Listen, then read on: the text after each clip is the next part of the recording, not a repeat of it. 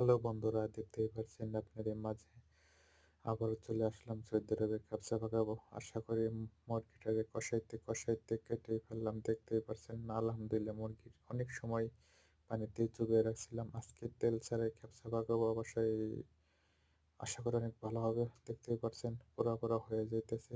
এখন আমি মুরগিটা কমপ্লিট করে দিলাম কেটে। মুরগিটাও এভাবে নাড়াচাড়া করব দিয়ে, ইনশাল্লাহ দেখতেই পাচ্ছেন 2 পিস করছি, অবশ্যই 6 জনের মানুষ খাবো ইনশাল্লাহ। আপনারা যদি খেতে চান অবশ্যই সৌদি আরবে চলে আসবেন। আমি চাউল ভিজিয়ে রাখতেছি, আমি জানি অতি তাড়াতাড়ি জানি আমার হয়, এই কারণে আমি চাউলটা ভিজিয়ে রাখা। এখন এখানে বেশি মশলা নাই, এলাচ দারচিনি হালকা একটু আরব ক্যান্টের যে মশলা বলে, ঠিক আছে। দেখতেই পাচ্ছেন আমার রান্নাটা হয়ে গেলে এখন খাওয়ার পালা। এখন ইফতারের সময় হয়েছে, কীরকম হয়েছে অবশ্যই বলবেন।